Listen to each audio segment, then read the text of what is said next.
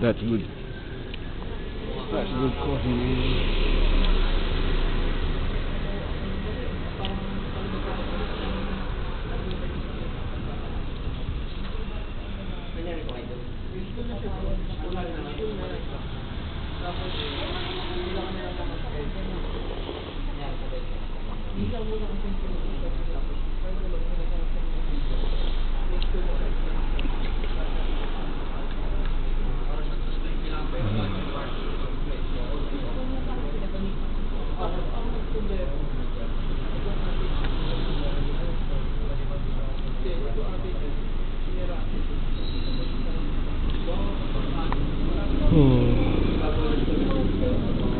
Nice ride, nice evening for it.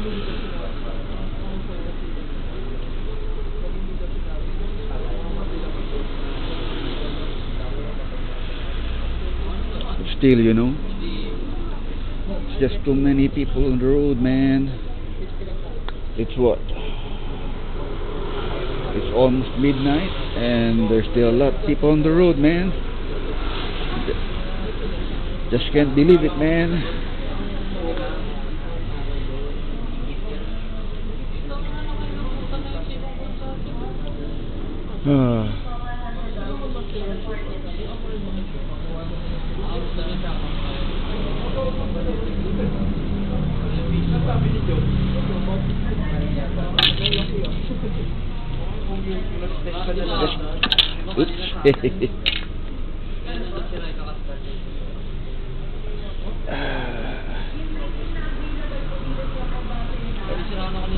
A dozen sugar breads.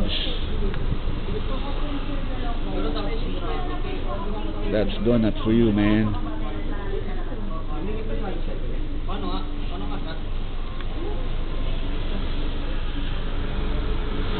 Can't talk loudly. There's case in point. There's a lot of people here. It's really strange, man. Really, really strange. Strange times we live in. Midnight, and there's still a lot of people on the road. Still a lot of people outside.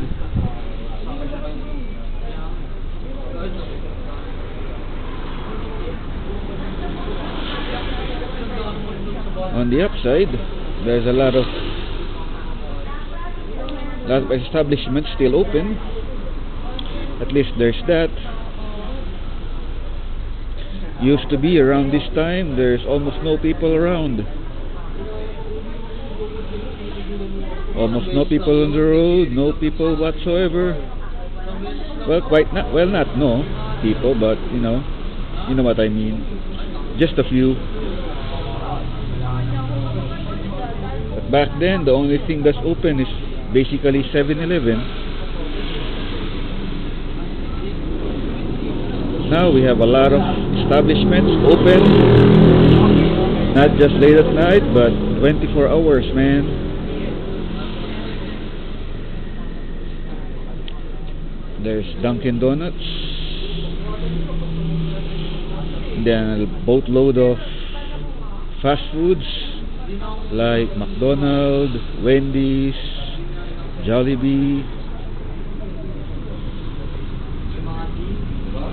KFC.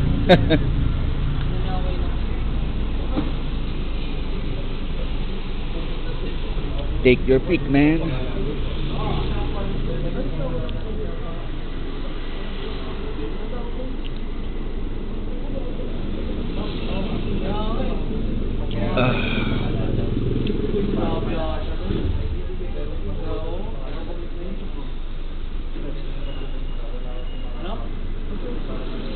Still, the traffic notwithstanding, it's a good ride.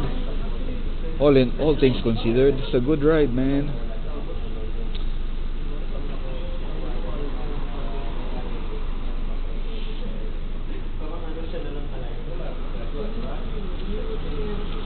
In case you're wondering, the route is from Better Living going all the way to Parañaque City Hall, then Sucat Road.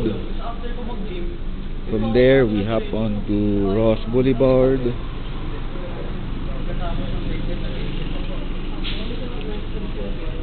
then Quirino Avenue,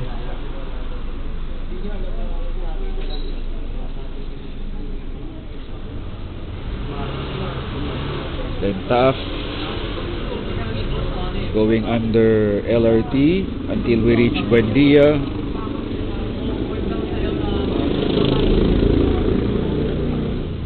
Then from there we go to Jokno Boulevard. I think it's Jokno Boulevard, I forget. But the one running parallel along Macapagal Avenue. I think it's Jokno Boulevard.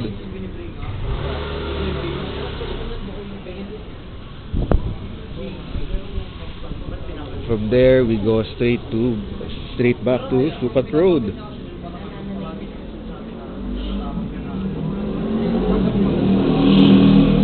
Then go past Parañaque City Hall again, and then back to Better Living. Took more than an hour,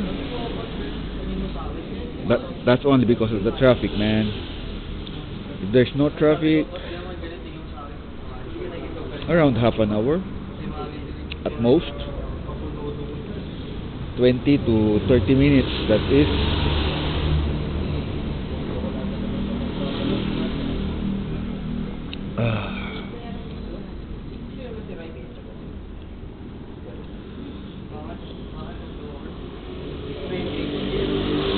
Still, could have been worse.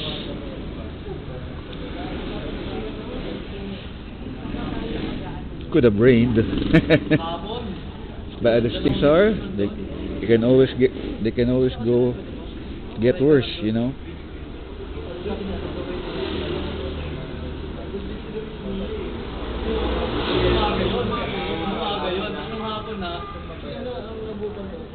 Still, just I haven't taken my new bike. I haven't taken it as my daily ride yet. Just been too busy at work to handle the parking situation at the office. In all likelihood, I think I'll have to wait until the end of the year, just to be more, just to be more convenient. We renew our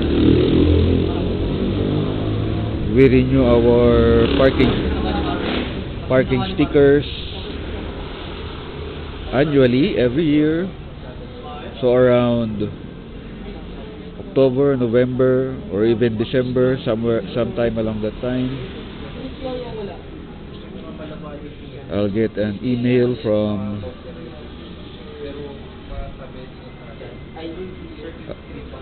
the admin, or at least the office that's handling the parking situation at the office. I'll get an email we'll get an email informing us to renew our stickers. I think I'll wait until then, just to avoid the trouble.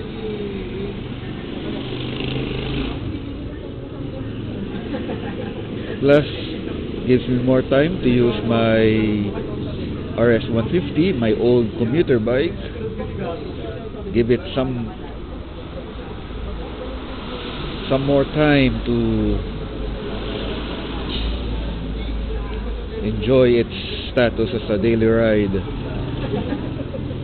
In the meantime, I'll just ride my Eliminator 450 when I feel like it, particularly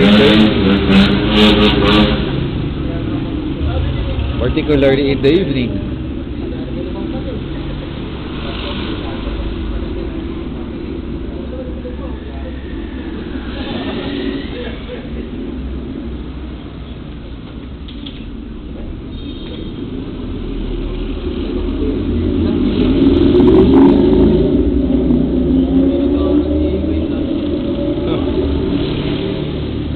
Sign of the times, man. Sign of the times.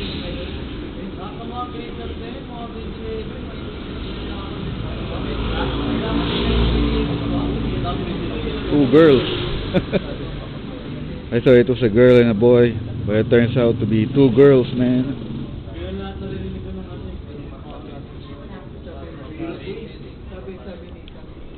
Huh.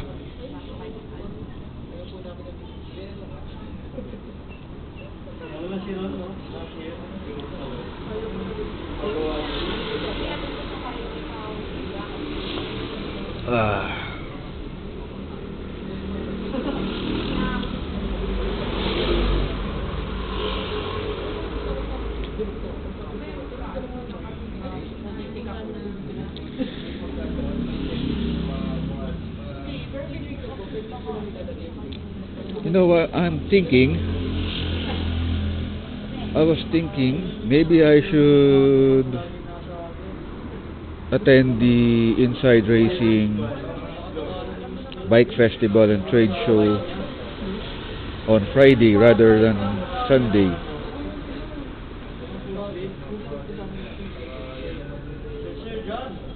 I'll do it in the evening when I take my Eliminator 450 for a ride in the evening. I'll try to do it a little earlier than my usual time for going out in the evening. I typically go out around 9:30, 10 p.m. Less traffic. Of course, there's still, as I mentioned earlier, there's still a lot of vehicles on the road, but certainly less than it would during daytime.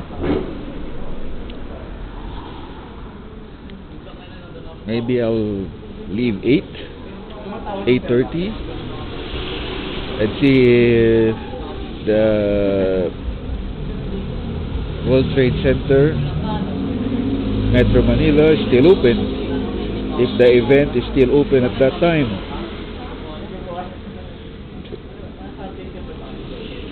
Worth a try, I suppose, but we'll see. As always, we'll see.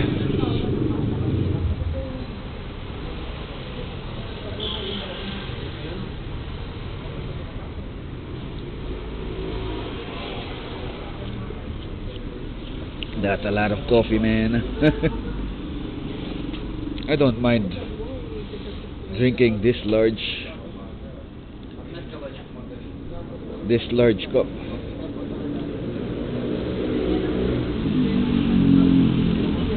But it was certainly larger than what I remembered.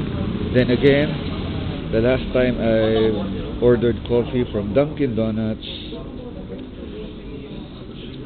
when was it, man?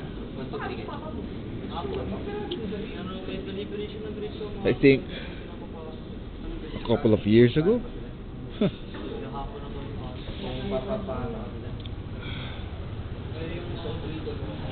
If I remember correctly, it was just around this size. That was the large size. The regular was something like this. Large was this. Now their large is this. So I guess this one is their medium and this one is their small.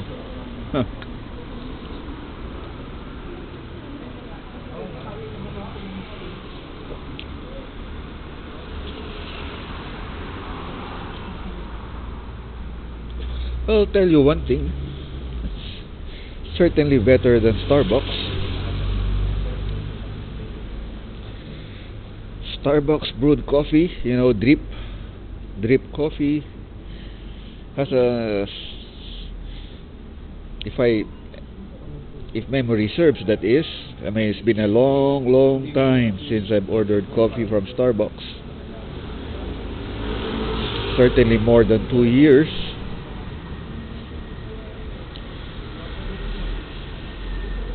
Brewed coffee, that is. The last time I went to Starbucks was just like with Dunkin' Donut coffee a couple of years ago, and I ordered Frapp. I ordered their Frappuccino.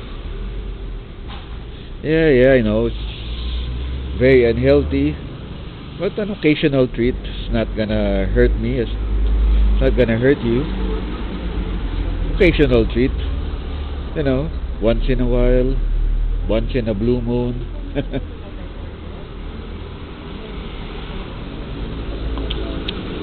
If memory serves, Starbucks coffee has a sour aftertaste.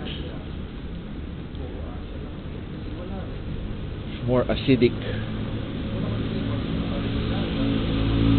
It's more on the acidic side. I think.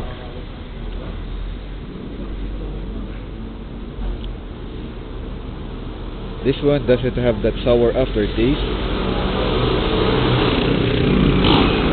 So yeah, it's much better, definitely.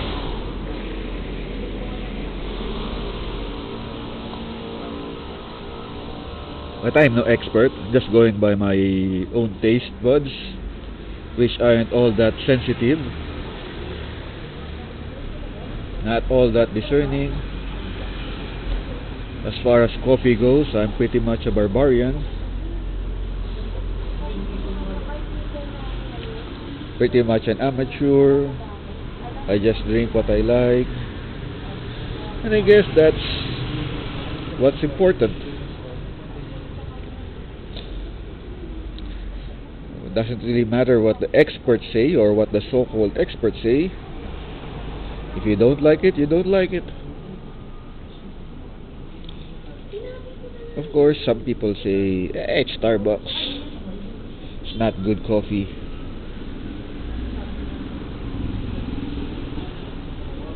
There are much better coffee places out there than Starbucks. But around here, you want coffee, Starbucks is the main place to be, with better coffee places here and there. But pretty much, yeah, you either have Starbucks or Dunkin' Donuts or Mr. Donut.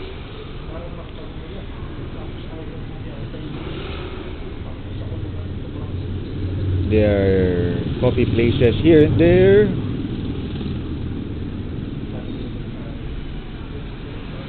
If you know where to look, you'll get your coffee fix that way.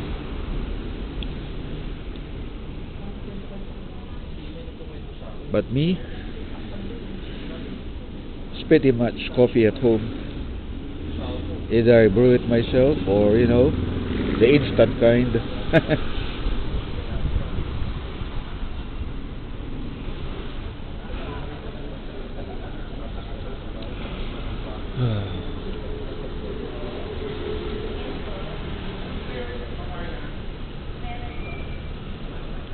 It's been more than a month now since I bought my bike. Well, definitely more than a month since I've taken her in for her first service. That's 1 month or 1,000 kilometers, whichever came first. The 1 month came first.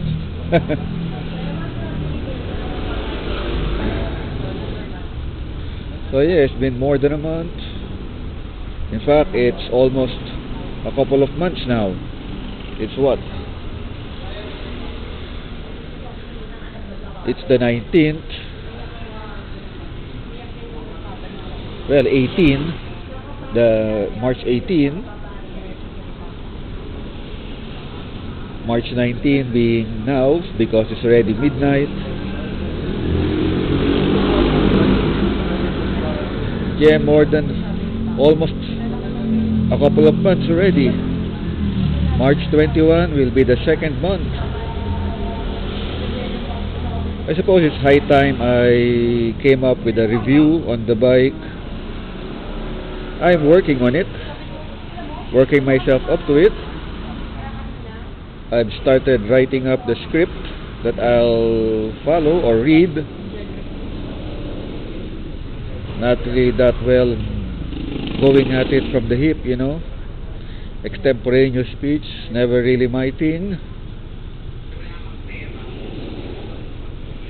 So maybe in a couple of weeks, I'll post my review on the bike. Assuming, of course, that I get off my lazy ass. If I manage to do that, in a couple of weeks, I'll post a review of the bike.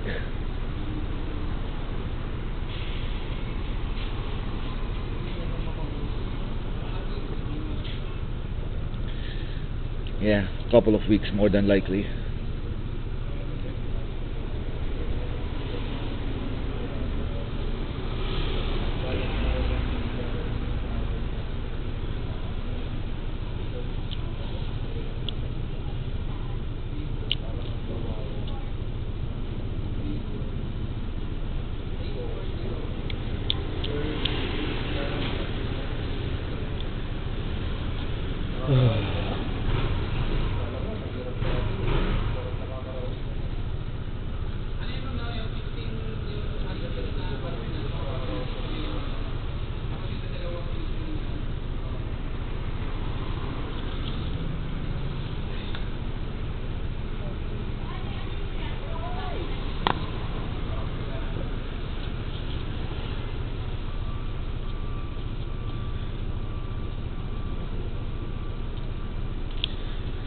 Speaking of my lazy ass, I've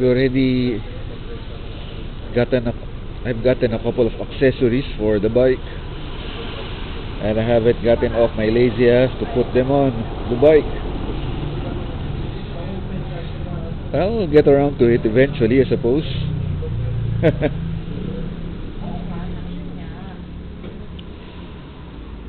Yeah, maybe I'll put one of them on the bike this weekend.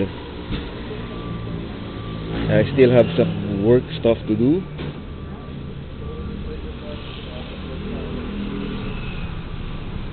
Yeah, even at home I still have some work stuff to do, man.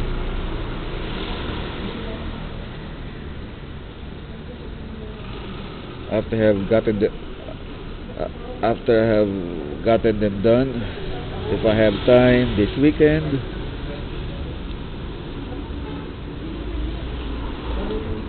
I'll install one of the accessories on my bike.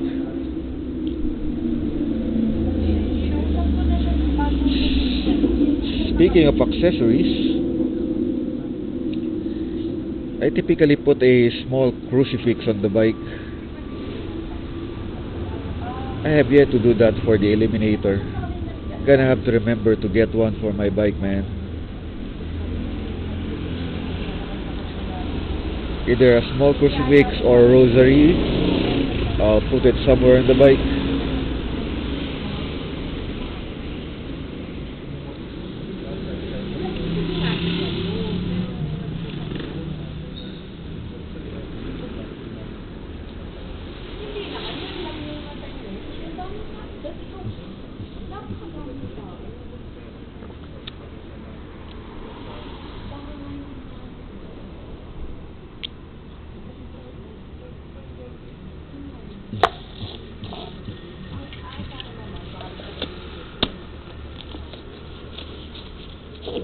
And all gone.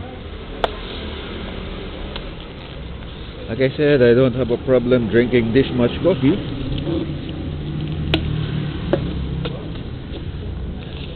It was just a surprise that Dunkin' Donuts had this large coffee cup.